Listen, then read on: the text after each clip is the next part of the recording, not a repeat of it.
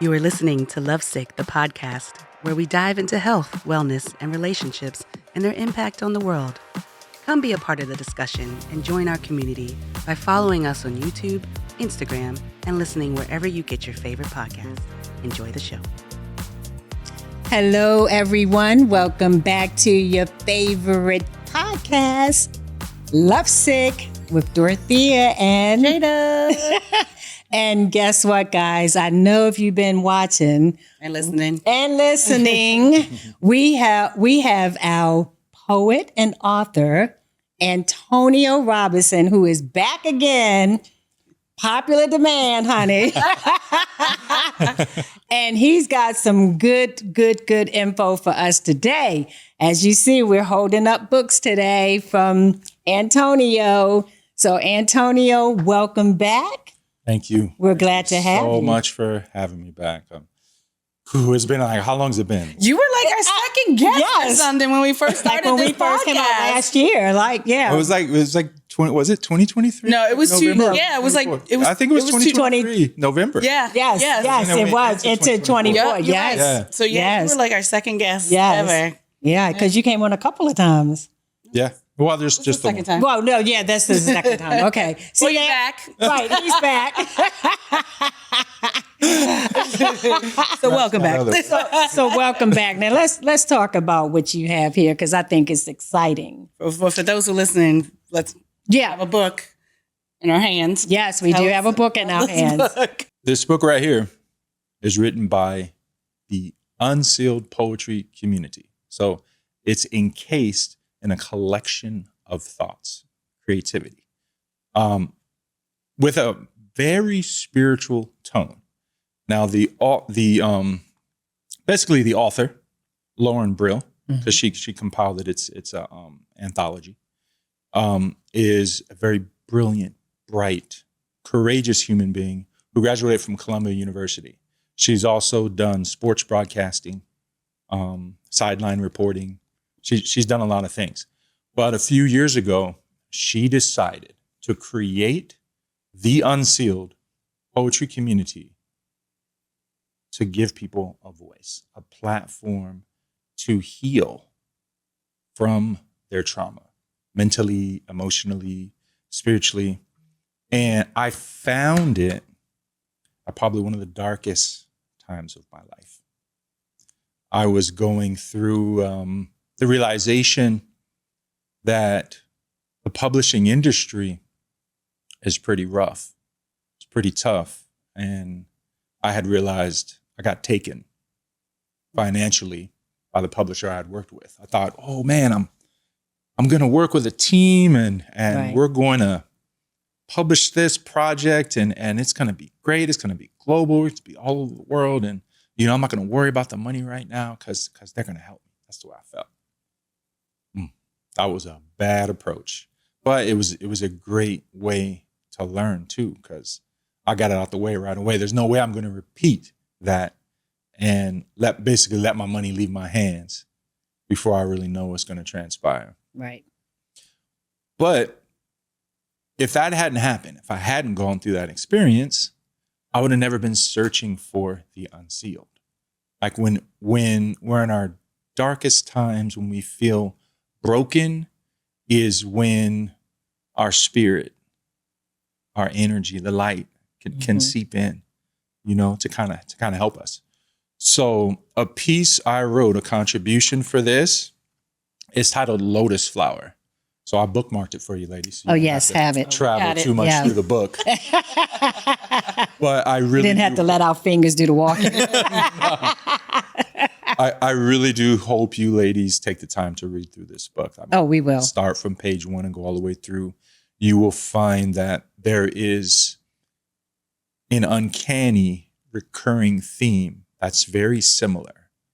And everyone's call is to better the world, the change we want to see to better the world. That's everyone's call to arms. So my piece, because I'm a spiritually enlightened person, Right. is titled Lotus Flower. I like it. I like You the like that? title. I like the title. too, yeah. Yes. Right? Yes. Let that flower Let us kind of like, unfurl. yeah. let your crown chakra open up, and then that flower unfurls.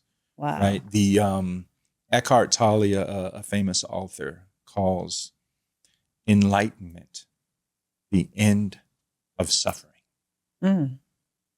And when you really meditate on that, you think, now what does he mean by that? End of suffering. Right. So it's actually a Buddhist term, and it's intentionally made as a negative term.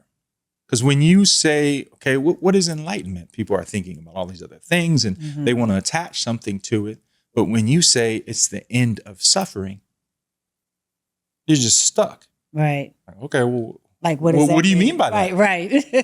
And so the human mind can't create these ideologies or create these scenarios or circumstances around what suffering is. It is just that. It is what enlightenment is. It is just that. It is the end of suffering. So I want to share lotus flower with you. Okay. Basically, it was my end of suffering. So this is definitely tied to your personal experience. My mental okay. health and wellness journey, my mental struggle that I went to. Right. Sprouting from an inner spring of perennial joy and goodness, my benevolent heart now approaches each season full of love and forgiveness. The mistakes of yesterday are not brought into today, for I hang my charismatic smile on yesterday's lessons being the reason why tomorrow's a better day. Following the pious impressions of a yogi enabled me to stumble upon meditation, unveiling an inner world only seen through one eye. Tracing my own footsteps back to the beginning of spiritual oneness, my spiritual center allowed me to discover a world teeming with tranquility and bliss. Forfeiting 2 eyes for one did not come at a cost. Instead, I profited from heightened awareness, in-depth intuition, clairvoyance, and enhanced telepathic abilities. But most importantly, I gained the ability to see. Before meditation, my life was a mess. The outside world often made me depressed, feeling as if my life was being tossed about like a boat under duress during high seas, nearly dashed against the jagged rocks. The dark rain clouds of depression often gave way to doubt, pouring more coal into the burning open furnace of my fears and insecurities. Persistent meditation became my mental hygiene, brushing away my depression, doubts, fears, and insecurities. Cultivating a flourishing mental garden from an overflowing fountain of self-love. Now, the outside world doesn't affect me quite as much as it once did. I can only thank meditation for becoming my savior, a life raft I can cast perpetually to save me from life's high seas. Meditation taught me that we cannot change other people. We weren't put here to. We can only change ourselves. But a kind, wide smile, empathetic listening, or gentle words of encouragement can be a lantern of hope during someone's darkest days. Wow. I was born a conscientious person with a credulous nature and a pure heart, almost unfit for a world orbiting in reverse. In the early days of my life, I did not fare too well for having such noble qualities. In my later years, meditation showed me that I was born to be a king, ordained to help create a better world from the overflowing cup of goodness existing inside of me. These days, butterflies flutter past me closely, hummingbirds levitate nearby, dogs are overzealous to greet me, and little children hurry to hug me at the knees. Maybe it's my innocence.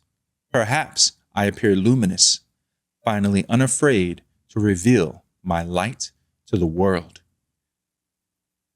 Wow.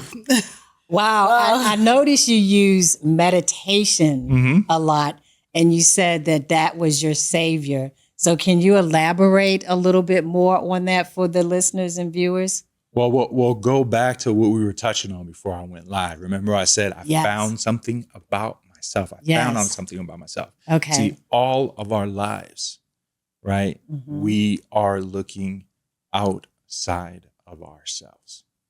We are so focused on our outer purpose, who we are, who we're going to be, who we're going to become, what we're going to have materialistically, education-wise, right?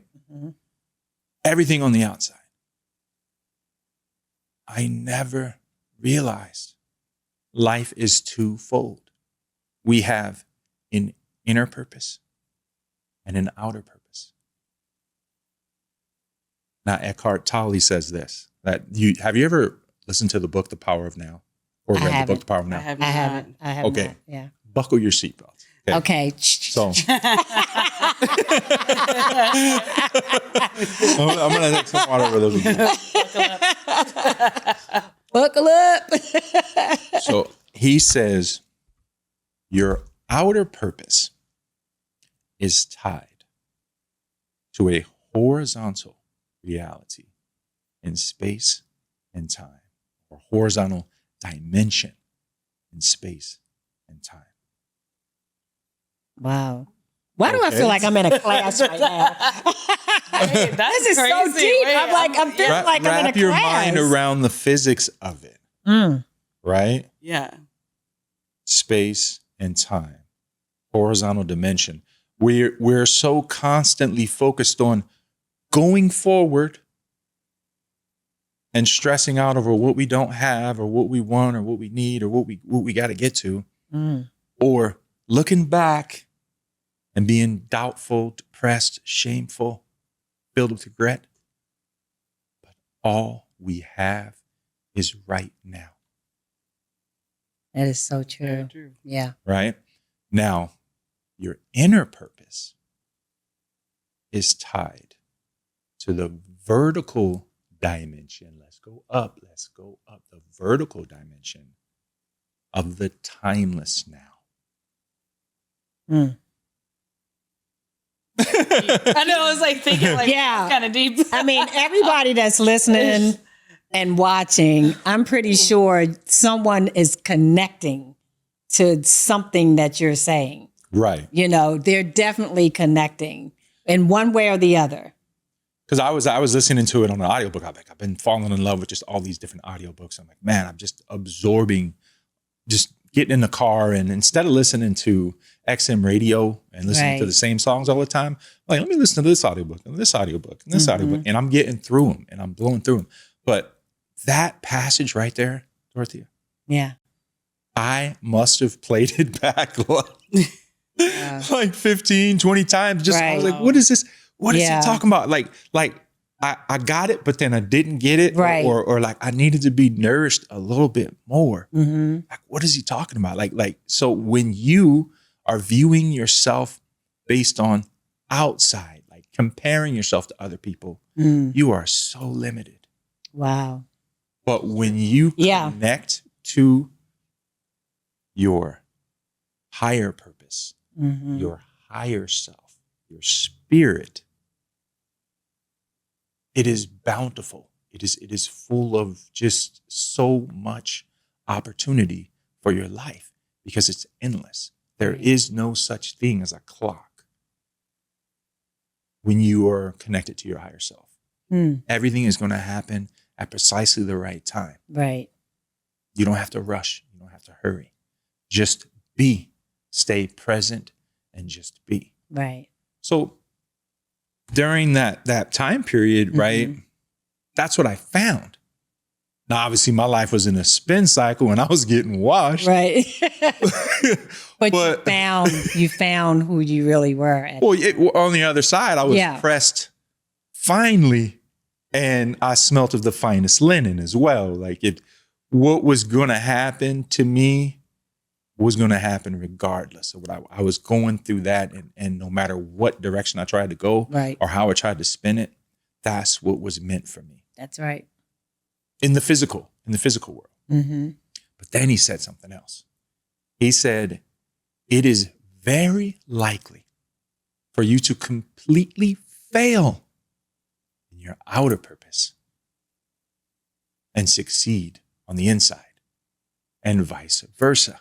And I started thinking about, the different times that like just all the L's just stack up in your life and bad decisions and just things just happen. And you just fail. So you feel like a failure, right? But it is the opposite, that you can be completely successful, overwhelmingly successful in your inner purpose. Wow. And impoverished on the outside. Wow, Antonio. Say that one again. Outer seriously, riches, yeah. Inner poverty. Mm-hmm.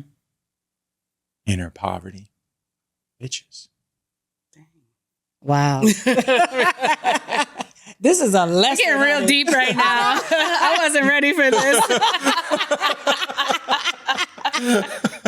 But I'm sure everybody's, this is a really great conversation though, because go meditate. Yeah. Because, you hear about people talking about meditation and getting into themselves and trying to like let something go or get something in or whatever the case may be.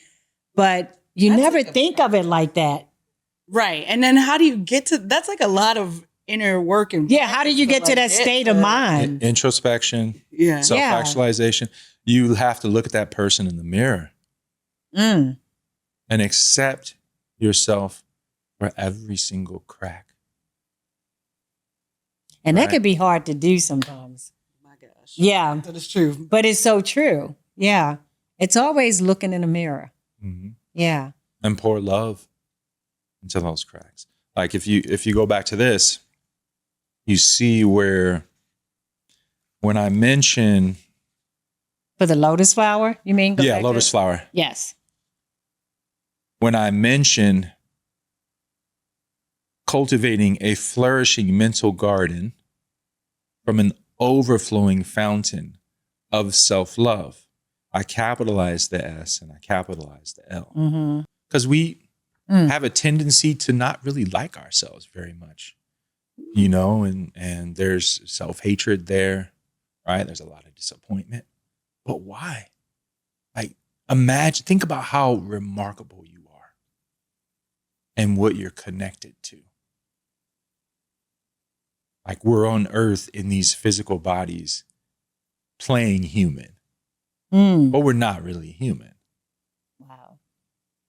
Dang, we at the Lovesick Church, y'all. Lovesick Church right here. This is totally awesome.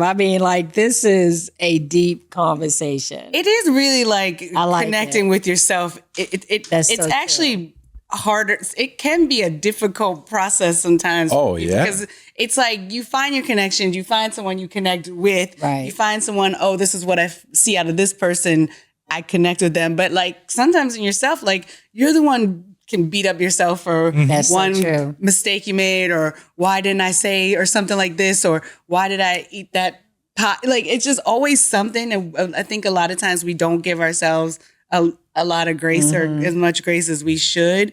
And it's very true in like how we can mentally beat ourselves up. Right. And it's not saying it's always a negative thing, but it's not a great thing. And so it's like, it can be little things and big things, but you're right. It's like,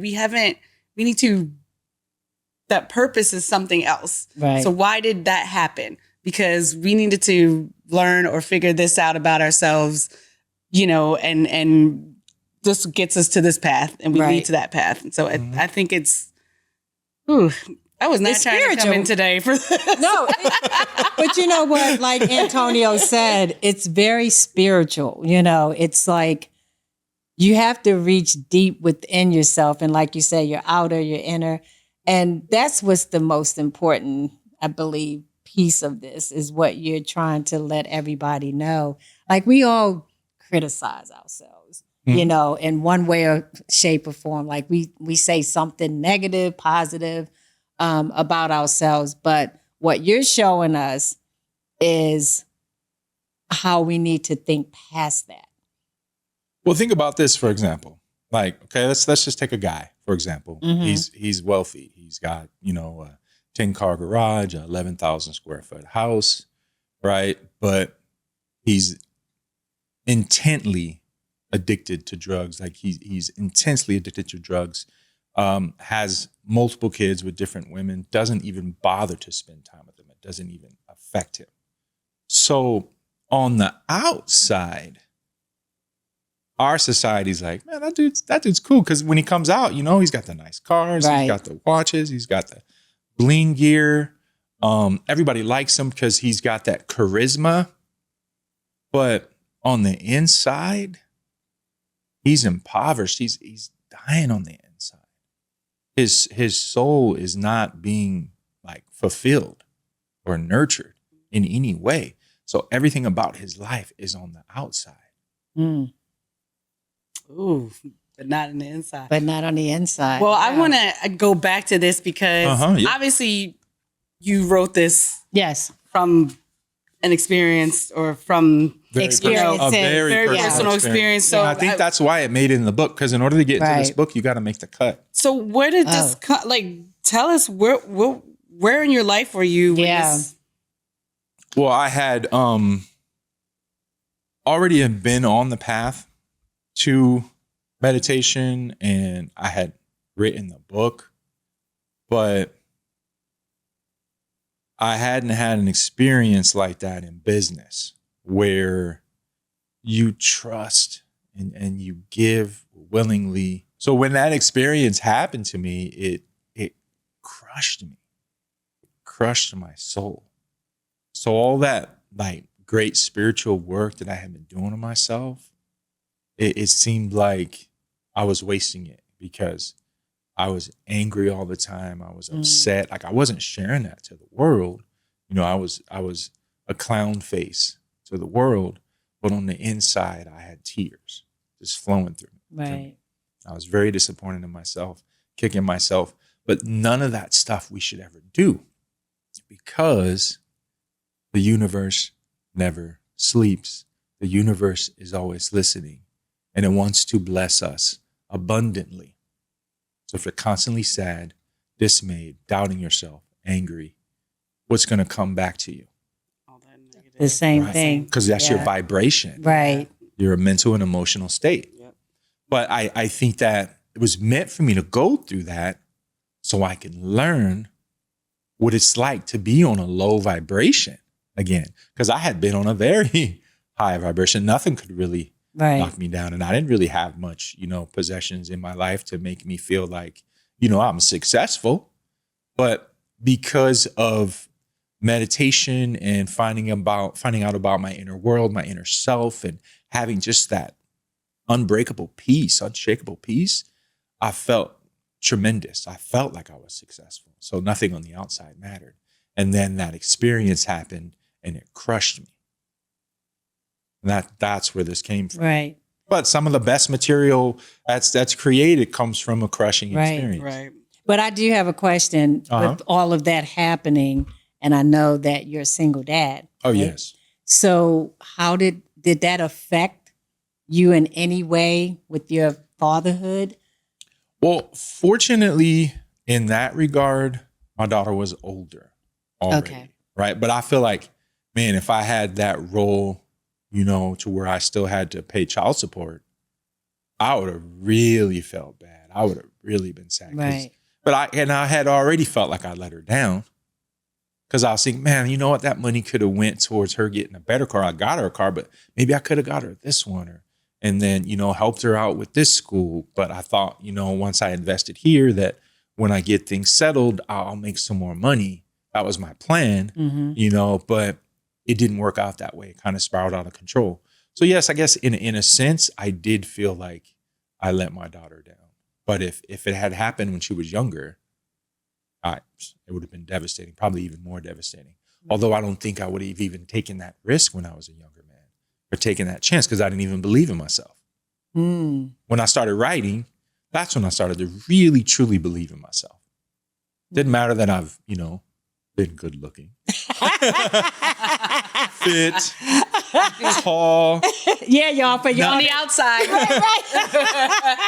For those who are listening, yeah, you can't see him, and he's describing himself very well.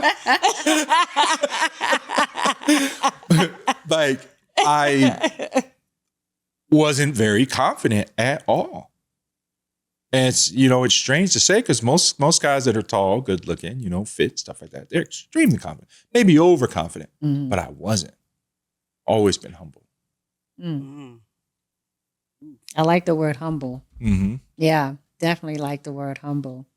But like going back to fatherhood, I mean, you've obviously done well because you and I have spoken about your daughter, and you said she's a professional makeup artist, right? Yeah. She does. Yeah. All like the major events. Right. And what I'm most proud of her of is just believing in herself at such a young age and going into entrepreneurship. I mean, she's still working too. She works at Disneyland. She works at the Winnie the Pooh ride and Pirates of the Caribbean. Right. So whenever we get to go, we've gone like the past couple of years, me, her, and my mom. Whenever we get to go, right, that whole side of the park, right, where it's got like Tiana's and all that, the Haunted Mansion and all that. Yeah. We get to the front of the line, and so it's just like Jada was just out there not too long ago. Really? Yeah, I mean, because you have spoken very highly of her, and I thought, oh yeah, being a single dad and being that girl dad, that obviously she's had some type of like mentoring from you in a positive way to be where she is today. Most definitely, but I mean, I think that comes with like the community she was raised in, right? It takes a village to raise a child. Her mom, her grandmother, grandfather, they did a great job. They probably did more heavy lifting than me. So what I had to do was work with the time I had. Yeah. Economize my time. I didn't have a lot of time, but I made the most of the time I had. Right. Well, I like the fact too that you named the village. Where some people will not name the village and try to take all the credit for themselves. So there's no. Yeah, but I'm just saying that way was more heavy lifting. Yeah, well, see, that's sure. that's you being humble. Yeah. Talking about what really is. You know what I mean? So the reality of what was actually going on in the village, and that's that's really humble of you. But she's grown now. She's 22, right? Yeah, so she's a grown woman now.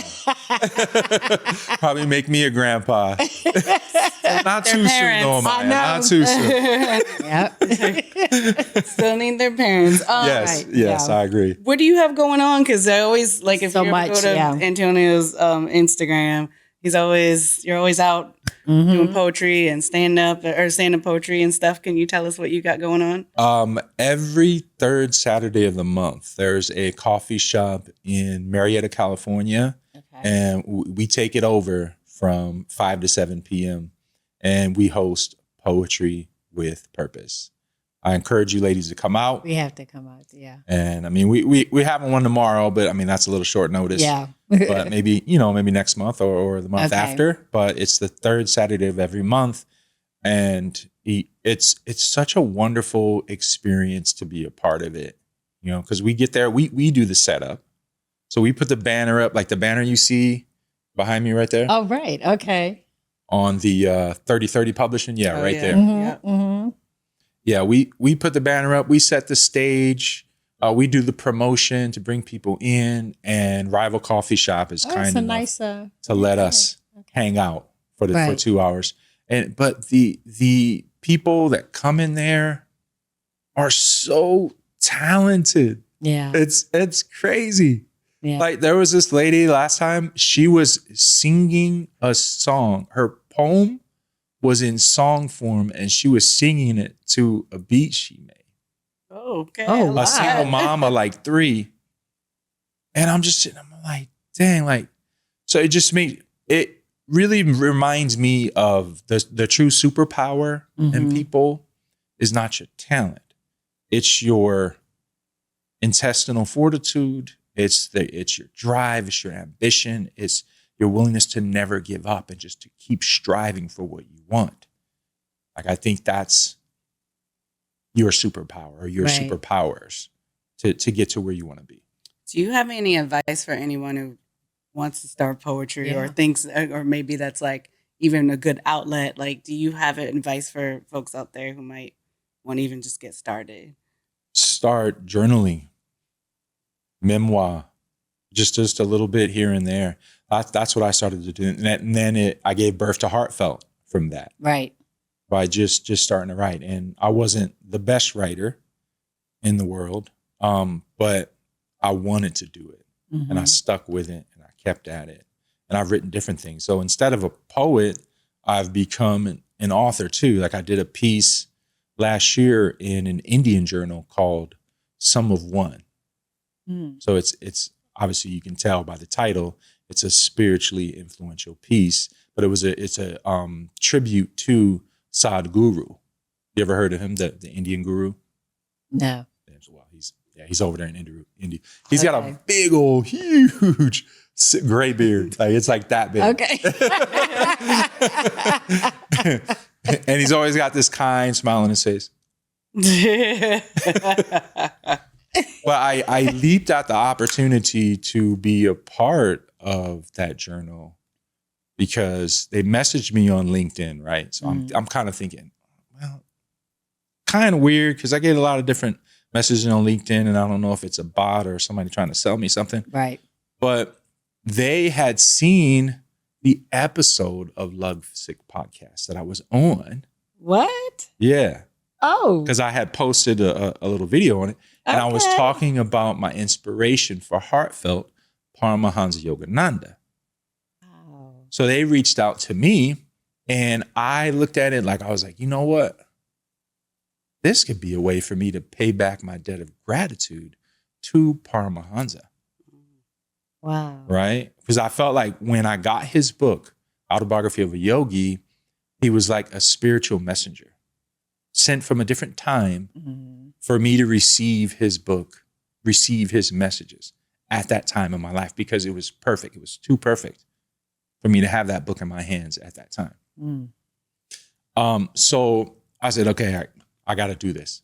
And so it took me a little while to get Sum of One together, but you should read it. I tied a lot of my spiritual experiences, my perception of the world, from an enlightened perspective. And I brought in like other spiritual leaders like Ram Dass, for example. So I really, really wanted to do good there because I felt like I said, it was going to be my pay back my karmic debt. Because it's all about karma. And it was like paying good karma forward, not cleansing negative karma. It was like paying good karma forward. Right. I like that. And it was a contribution. Yeah. Wow. Well, Antonio, I could listen to you all evening and start getting my wine out and listen to you. But we know we got to cut this. Burn the incense. I need to sit down on a pillow. Sit on the floor. Make sure when you're reading that, you get a glass of wine. I will. Sure. That won't be a problem. That won't be. That's what we do best. We need to get the book. I know. While we already have one. But yes. But this is great. Of course, we definitely appreciate you coming all this way to come sit with us again in Long Beach. We love having you, Antonio. And of course, we're going to do other things together for sure. But is there anything that you want to leave our listeners and viewers with before we close out this segment? The audiobook version of Sum of One is in the works. So I do want to leave that out there. Book 2, although I've been working on it for a while, it's coming. It's probably about 90% done. And the title is going to be Antidote. Wow. For that one. So it's the follow-up to Heartfelt. Wow. Nice. Man, oh man, I tell you. Wow. Well, on that note, we want to thank Antonio and we want to thank our viewers and our listeners for hanging with us. Yes, And like, yeah. Oh yeah. Don't forget that. Yeah, tell them, Each Antonio. copy available on Amazon. Right. Only $14.99. Now you got it. All right. you. All right. All right, everybody. Thanks for watching and see you next time. Bye.